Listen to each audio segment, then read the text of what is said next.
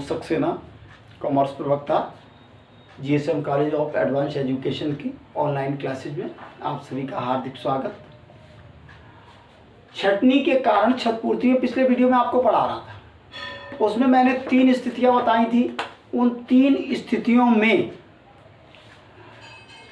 जो सबसे कम होगी वो एग्जेम्प्ट होगी और remaining amount will be taxable, आपका टैक्सेबल होगा और वेतन शीर्षक के अंतर्गत जोड़ा जाएगा। लेकिन उन 3 में सबसे पहली शर्त हमने आपको बताई थी औद्योगिक विवाद अधिनियम 1947 की धारा 25 FV के अनुसार निर्धारित राशि। तो ये निर्धारित राशि हम कैसे निकालेंगे, इसके लिए हमें क्या करना होता है कि वेतन निकालना होता है। और वेतन में क्या क्या जुड़ेगा पहले तो आप ये समझें, और वेतन भी होगा तो कितने दिनों का वेतन होगा। तो ये हमारी जो औद्योगिक विवाद अधिनियम 1947 की धारा 25 FV है, उसमें दिया गया है यदि कर्मचारी औसत वेतन निकाला जाता है, औसत वेतन के आधार पर, तो औसत वेतन क्या, प्रत्येक संपूर्ण वर्ष सेवा के संपूर्ण वर्ष के लिए 15 दिन। अगर 6 महीने से अधिक किसी ने वर्ष हैं, जैसे किसी मिस्टर एक्स जो है वो रिटायर्ड हो रहे हैं और उन्होंने 32 साल 8 महीने सेवा की है, यानी सर्विस की है, तो उनकी 33 वर्ष मानी जाएंगी। ठीक है, अगर आधे से कम 6 महीने से कम मंथ हैं तो छोड़ देंगे, और ज़्यादा हैं या 6 माह हैं तो जोड़ देंगे, यानी पूरा वर्ष मान लेंगे। ठीक है, अब आप ये मान लें कि कर्मचारी 3 तरह के होते हैं। एक तो ऐसे होते हैं जिनको मंथली वेतन मिला करता है या मजदूरी मंथली मिलती है।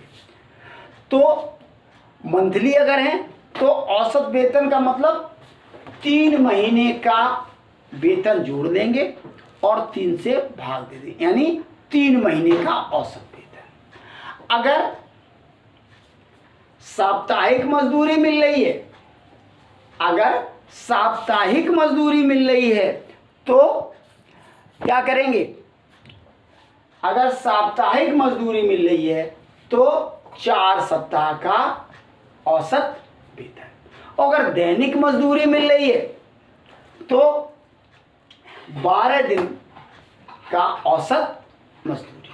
ठीक, अब आपको ये मालूम हो गया कि 15 दिन के औसत वेतन प्रत्येक संपूर्ण वर्ष के लिए माना जाएगा। लेकिन अब वेतन में हम जोड़ेंगे क्या क्या, पहले तो वेतन, हम औसत वेतन तो तब निकालेंगे जब हम पहले वेतन निकालना सीख लें। वेतन में सबसे पहले मूल वेतन। ठीक, मूल वेतन के बाद जो भी भत्ते, ऐसे भत्ते, यानी भत्ते, भत्ते समझ गए, अलाउंस, ऐसे सभी भत्ते जो श्रमिक या कर्मचारी पाने का अधिकारी है। अगला, और जो सुविधाएं, अनुलाभ, कौन कौन से, मकान में रहने की सुविधा या बिजली पानी अन्य सुविधाएं जो रियायती दर पर नियोक्ता द्वारा कर्मचारी को उपलब्ध कराई गई। उसके अलावा यात्रा रियायत, LTC से कहते हैं, लीव, तो यात्रा रियायत भी जो है, ट्रेवल कंसेशन भी जोड़ा जाता है। लेकिन अब जोड़ा क्या नहीं जाता है ये भी सुन लें। बोनस वेतन में नहीं जोड़ा जाएगा। अगला, बोनस के अलावा श्रमिक के लाभ के लिए नियोक्ता के पेंशन द्वारा, नियोक्ता द्वारा पेंशन या फंड या प्रोविडेंट फंड में भेजी गई धनराशि, और नौकरी समाप्त होने पर ग्रेच्युटी की धनराशि नहीं जोड़ी जाती। तो आप समझ गए कौन कौन से चीज, मूल वेतन, भत्ते, चाहे सेवा शर्तों के अधीन हो या ना हो, जो भी प्राप्त करने का अधिकारी है। उसके अलावा जो रियायती दरों पर नियोक्ता द्वारा सुख सुविधाएं उपलब्ध कराई गई हैं और यात्रा, रियायती यात्रा, तो इन सब चीज़ों को जोड़ देंगे। लेकिन बोनस को, प्रोविडेंट फंड में दिए गए अंशदान को और रिटायरमेंट होने पर ग्रेच्युटी आदि की धनराशि को नहीं जोड़ते हैं। ठीक, जो वेतन आएगा अगर मंथली है तो कितना, तो 3 माह के औसत वेतन के आधार पर, साप्ताहिक अगर मजदूरी मिल रही है तो 4 सप्ताह के औसत आधार पर, और अगर दैनिक मजदूरी मिल रही है तो 12 दिन के हिसाब से हम एवरेज निकाल लेंगे। और एवरेज निकालने के बाद प्रत्येक वर्ष के लिए 15 दिन का वेतन, औसत वेतन देंगे। वो धनराशि निकलेगी औद्योगिक विवाद अधिनियम 1947 की धारा 25 FB के अनुसार निर्धारित राशि निकल आएगी। और मैक्सिमम लिमिट मैंने आपको पिछले वीडियो में बताई थी 5 लाख होती है, और एक्चुअल रिसीप्ट, तो ये आपकी तीनों चीज़ों में जो सबसे कम होगी विल बी एग्जेम्प्ट और remaining amount will be taxable. अब मैं आपको एक एग्जाम्पल पढ़ा रहा हूँ, क्योंकि आप लोग ये भी कह सकते हैं कि थ्योरी के साथ साथ एग्जाम्पल भी होना बहुत ज़रूरी है। तो अब एक उदाहरण से मैं आपको एग्जाम्पल से समझा रहा हूँ। तो सबसे पहले वो ऊपर लिखा करते हैं कंप्यूटेशन ऑफ एग्जेम्प्टेड अमाउंट, जो चीज हमें निकालनी होती है, exempted amount of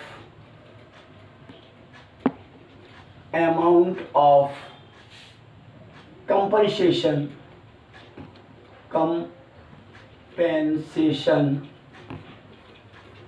on retrenchment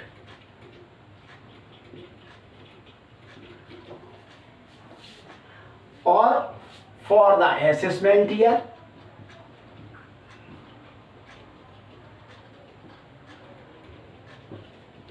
year 2019-20, क्योंकि अभी नई बुक मार्केट में नहीं आई है इसलिए मैं आपको 19-20 का ही पढ़ा रहा हूं। ठीक है, मार्केट में जब नई बुक आएगी तो मैं आपको 20-21 का पढ़ाऊंगा, इसलिए जिस सन का हम निकालते हैं वो हमारी असेसमेंट ईयर भी लिखते हैं। तो सब, अब इसमें the list of following, the list of following, पहले मैं फॉर्मेट बनाए दे रहा हूं, फिर मैं आपको एकदम वो जो है एग्जाम्पल पढ़ा दूंगा, आपको क्वेश्चन सॉल्व करा दूंगा। इसमें सबसे पहले एक्चुअल अमाउंट रिसीव्ड, ठीक। दूसरा आपका है 15 days average salary for every completed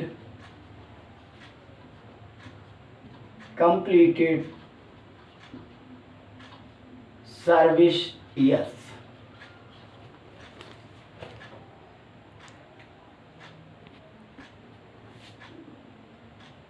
ठीक है,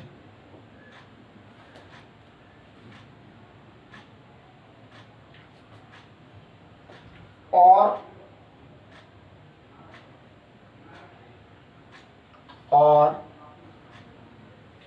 part thereof or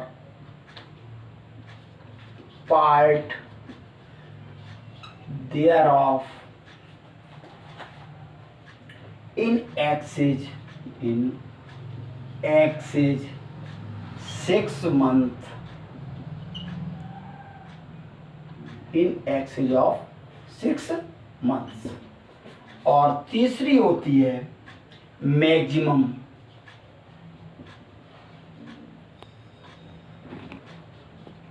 लिमिट, जो हमारी केंद्रीय सरकार लगाती है।